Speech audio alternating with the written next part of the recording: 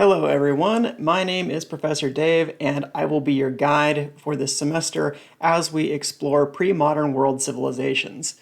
I wanted to make this video as a welcome to the course and to introduce you to some of the content that we'll be covering as well as the structure of the Canvas course. So if you go onto your Canvas homepage, it will look something like this.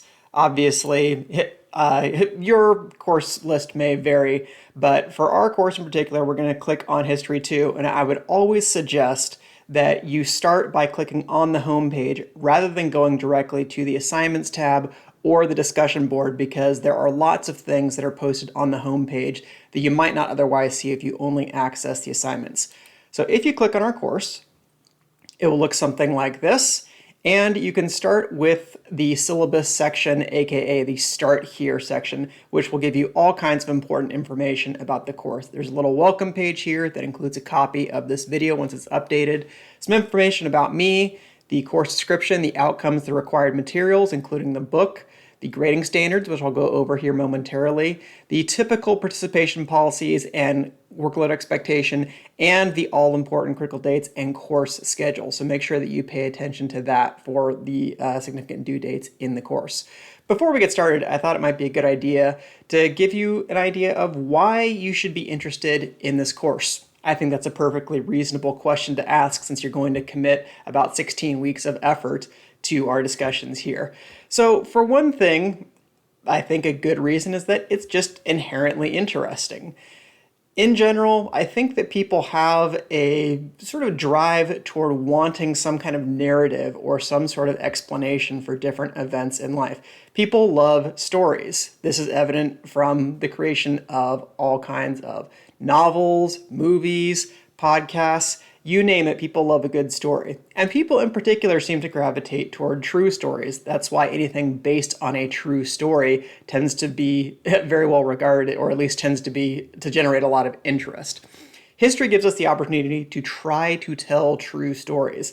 Now, getting down to the truth sometimes can be difficult, but that's always what we're striving for, is accuracy and trying to stay faithful to the past so we can make reasonable interpretations about why the world looks the way that it does. So I think that just the idea that history is inherently interesting is a perfectly good reason to take the course. However, I know a lot of people may be coming into college level history not having particularly liked history the way that it was taught in grade school, middle school, high school, so on and so forth. So maybe that's not a compelling reason for you. But hopefully this structure will be a little bit different and may give you a different approach to the way that history is taught, to the way that history is learned, that may increase your interest here, since it's not just a matter of reading about what happened in the past. There are controversies to go over. There are differences of interpretation. There are controversies and there are mysteries that need to be explored. So this might give you a little bit of a different perspective on how we approach the field of history in general. Second of all, I think it's important in our increasingly global interconnected world to learn something about other cultures. And world history is a great opportunity to do that, to learn about the past from a variety of different places around the globe. This will be kind of a tour of different civilizations. It will be like undertaking some kind of foreign travel without having to leave your home. Be going to distant places and learning about different cultures and different ways of doing things. Having some sort of frame of reference outside of your own or our own narrow cultural worldview is really key to understanding why the world works the way it does. So if you want to understand current events, if you want to understand the structures of our global society, then learning about other cultures is a good way to do that. And especially learning about how they fit together and how they interact with one another is an important way to approach being a global citizen, so to speak. So this course will give you an opportunity to do that and look at a variety of different cultures and how they interact with one another. And third, I think an important aspect of history and of the humanities in general is the opportunity they provide for information literacy and critical thinking. We live in a world where information is at our fingertips, but the paradox of modern society is that while it's never been easier to get access to good, accurate information, it's also never been easier to get access to complete junk. And we know that misinformation, disinformation, so-called fake news is out there plenty. People are able to easily share and reproduce false ideas or ideas that can sometimes be outwardly harmful or inaccurate in a lot of cases.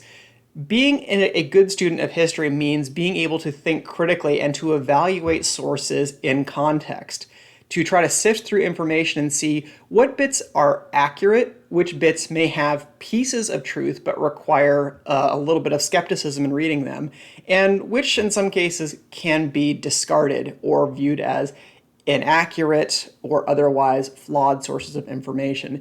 Being a good consumer of information is just an important life skill, and especially in a functioning democratic society that relies on an informed citizenry, being able to critically evaluate sources and information is an absolutely crucial skill. And I think that history and the humanities and social sciences generally offer access to this kind of critical thinking. So those are 3 reasons why I think this course is important, why it will be worth your time. And roughly speaking, those kind of correspond with the student learning outcomes that we have for this course. So other things I wanted to go over for this course, if you click on the course description, outcomes, and required materials, I have included the book that you'll need for this class, including a picture of the cover. So we're going to be using Worlds Together, Worlds Apart with Sources, Volume 1. This is the concise 3rd edition. If you want to use the 2nd edition, which has a green cover, that is also perfectly fine. Most of the information is the same, and most importantly, the sources at the end of each chapter are going to be the same. And it is super important that you get the book with sources. Make sure that your copy has this. So look for a picture online. You can use the bookstore through the college to get access to this, but if you want to go through another third-party textbook website, there are many of them out there, to get access to this book, go ahead and go for it. Whether you get the 2nd edition, 3rd edition is fine, but make sure you get the one with sources. So that's important to understand. If we go back to the home page here, and anytime you click on just the History 2 or the home page for the course, it will bring you back to the modules page. So that will have all the information for the course laid out there. If we go down to grading standards, this is what everybody wants to know the first day, right? There are going to be 3 basic categories for your grade in this course. The first is discussion and seminar participation, i.e. the discussion boards for the course. Each week there will be a discussion that you'll be required to respond to, and that will deal with the sources that are in the textbook. That's why it's really important that you get the edition of the textbook with sources, because otherwise you won't have access to the information you need for the discussions. This will be a fairly standard kind of exercise. Where you will have to make an initial post and you'll have to respond to one of your colleagues. Note here, I'm only making people respond to at least 1 post rather than 2, as is sometimes the standard practice in a lot of courses. I find that if I only make people respond to 1 post, they will sometimes put a little bit more effort, a little bit more thought into their replies, and they won't just be short, little to the point responses that don't really advance the discussion much. I'll talk more about that in a little bit. Second category, where 35% of the grade are the reading quizzes. For each chapter that we go over, and there will be 11 in total, there will be a reading quiz at the end of the week that you'll be required to do. It's short, it's about 8 questions. You have unlimited time to get it done, and you just have to turn in at the end of each week. So it's open book, it's unlimited time. It really is just a recap of the reading to make sure you got some of the key points. So feel free to look up the information as you go through. And 40% will be the evidence-based essays, of which there will be 4. I know that sounds like a lot at the start of the course, but these really are meant to be short papers. We're talking about 2 to 3 pages. And those will also utilize many of the sources that we go over in the discussion boards. So everything on this course builds on one another. As you do the reading, that will inform your performance on the quizzes. As you look at the primary sources, that is sources that are produced in the time periods that we're talking about, that will inform the way that you respond to the discussion boards. And then your participation on the discussion boards and your performance on the quizzes will both directly inform your ability to complete the evidence-based essays, because those will be based on all of the readings that we do for each unit of the course. So that's what the grade breakdown is for the course. There are lots of opportunities to improve your grade. There is no super one high stakes assignment you have to get done. The papers are the most intensive part of the course, since each one of them is worth 10%. But that means that you will have opportunities to improve at each stage of the course. And I do factor in improvement a lot when it comes to looking at final grades. If you don't do particularly well on the first 1 or 2 assignments, but then you improve later on, That's what I'm really looking for, is that are you able to master the key skills that you need for the course by the end of the term? All right, next part I want to look at for the course, if we go back to the home page here, if you scroll down a little bit, you will see that there is the Coffee House. The Coffee House is just what I call the general discussion Q&A forum. So if you have a general question about the course, about some information that we're going over that particular week, or you just have something interesting that you come across and you want to talk about it with the rest of the class, you can post a response here in the Coffee House. And if you have a question for me that you'd like to air in a public forum, I'm more than happy to respond to these as well. Because if you have a question, there's a good chance that someone else does as well.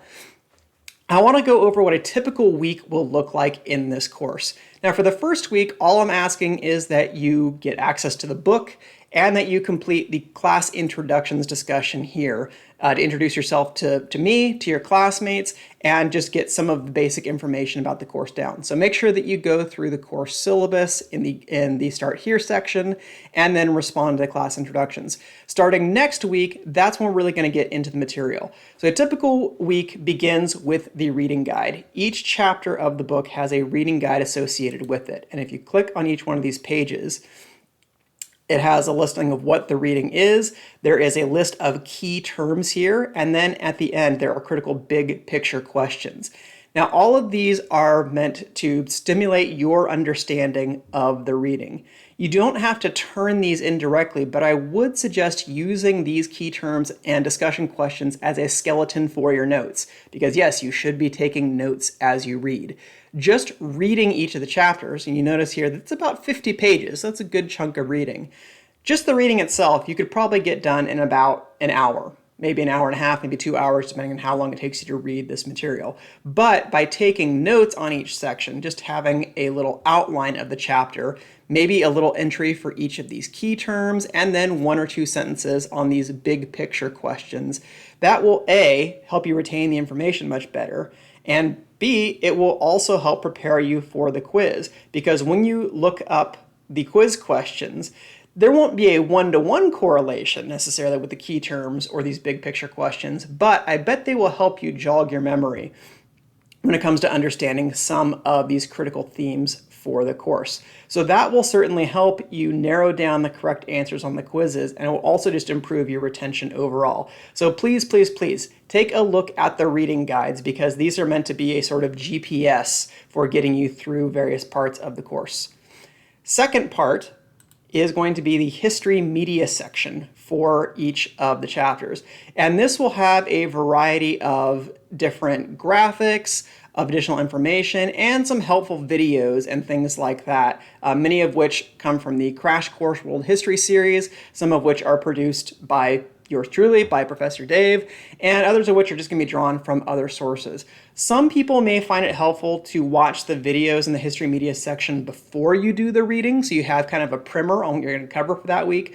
Other people may find it more helpful to watch the videos afterwards, so you can have a kind of review session of what you went over for that week. However you want to do it, that's up to you, but these are meant to help enhance and solidify your understanding of some of the key concepts. They are not a substitute for reading. I can't emphasize that enough. Make sure that you are still reading the book. The videos are there to help you understand. They're not a substitute for reading. Next thing you will cover each week will be the seminar. So the seminar refers to the discussion board for each of the chapters that will be going over primary sources for each of those associated readings. So for chapter 1, for instance, I did include a PDF here of copies of some of the pages in the textbook. I apologize, the resolution is a little bit low, but if you aren't able to get access to the book right away, you can at least get the documents that are right here. So in a post of about 50 words or more, I want you to answer 2 of these questions. And then I ask that you reply to at least one of your colleagues' posts with an expansion on their points. So for these discussion boards, what I'm really looking for is for you to offer some answers to these questions, and don't worry about whether you get these 100% right. You won't be able to see anyone else's discussion post until you post yours, so somebody is going to have to go first. Don't worry about getting it 100% right. I'm not really looking for total mastery or for accuracy of information here. I would like you to aim for accuracy as much as possible, but I'm looking for a good faith effort. As long as you are faithfully answering the questions, you can get full credit on this. And as long as you're offering a thoughtful reply on a colleague's post, you'll get full credit for that. But in terms of what I'm looking for on these posts, I would like you to make some kind of relevant connection with the material. Rather than just saying, hey, that's a great point, I agree, try to expand it out from there and say, hey, that's an interesting point. That reminded me of something that we read in the chapter. And maybe you want to introduce a connection to a key term or one of those big picture discussion questions from the reading guide. Those are really useful things to do, not just for the person you're responding to, but for you. That's helping make connections in your brain between the primary sources and the rest of the reading material. That's really the goal here, is to be able to read texts in context. That's really what history is at its base. Each week, you'll want to submit your initial reply by Thursday at midnight, and then to have a reply or multiple replies, because you can respond to as many colleagues as you'd like, by Sunday night. So that gives you basically Friday, Saturday, Sunday to work on your replies to other students. That means that we have about a 4-day window for the discussions, which should be plenty of time. You can get it done in whatever time frame you think is going to be most effective for you. Since the course is asynchronous, you can pace it out however you'd like, as long as you pay attention and complete stuff by the due date. So that's the discussion post. And if we go back to the homepage here and you look in the coffee house section, I do have a little PDF here about improving discussion board responses that may give you some hints about how to improve your replies to other colleagues beyond just the great point, I agree type of responses. If you want some examples of those, I posted them here in the improving discussion board responses. And then finally, the last thing you'll do each week is take the reading quiz that will be due Sunday nights by 11:59 p.m. So that's the very last thing in the week. Again, they are untimed. You have as much time as you need to do them. They are open book. So if you want to go through and just look up each of the answers to the quiz questions, that's fine. I encourage that. It will probably take you a little bit longer, but if you want to ensure that you get a good score on that, I would encourage you to use the resources at your disposal. That's what historians do. We want to be able to look up and access information as appropriate. That's why taking notes will be really helpful, because that will at least give you some kind of guidepost to where you want to go for each of these questions. So just to recap for each week, reading guide that will help you get through the material in the chapter. The history media section will help expand your understanding through the use of videos and other kinds of media. The seminar is the discussion that's due for each week. Initial replies are due Thursday, and replies to colleagues are due by Sundays. And then the reading quiz for each week is going to be due on Sunday as well. So that will be a typical work week in this course. At the end of each of the units, and there are 4 units for the course, there will be a unit conclusion section. That will be the week in which you'll be working on the essay. So for each of those conclusion weeks, there won't be any additional reading that is required. You will have that week set aside to work on your paper. And each of the prompts will be a little bit different, but the rubrics for them, and I do believe in detailed rubrics, will give you an idea of what it is that I'm looking for. The first 3 essays will also have a workshop that's attached to them, which will contain another video that I produced that will also help you look through some of the key themes for each of these papers as well. So like I said, these are short papers, about 2 to 3 pages. Doesn't need to be more involved than that. It's going to be looking at some of the primary sources for each of the units that we're talking about here. I'm more than happy to go over additional material or give you some additional feedback on these papers. They usually take me about a week or 2 to grade. I will get them back to you at that point. I will give as much feedback as I possibly can. If you want to discuss something like a draft ahead of time, I am happy to do that with you, but I do ask that you schedule an appointment with me for my office hours so that we can actually meet and talk about it in real time rather than just going back and forth on email. So the evidence-based essay and the workshop for each paper is going to be found in the conclusion for each section. So you'll notice here that Unit 2 works much the same way. Units 2, 3, and 4 are a little bit longer. They are 3 chapters each rather than 2 chapters like the introductory unit, but same kind of format. Each week, reading guide, history media, seminar, reading quiz, and then at the end you have the conclusion for each one. So please, if you have any questions, feel free to contact me. The best way to do that is to use the inbox function here on Canvas. So if you click on that, you can send a message to me. That will also go to my school email as well, so you will definitely get my attention. I will have regular office hours posted in the About Your Instructor category, and I'm also available by appointment. So if you want to schedule a Zoom meeting with me, I'm happy to do that. We'll find a time that works for all of us. So that's just a brief overview of the course. And if you have any other questions, feel free to post them in the coffee house or shoot me an email with the Canvas inbox section. Other than that, I look forward to seeing you all in the course discussions. So thank you very much and see you this semester.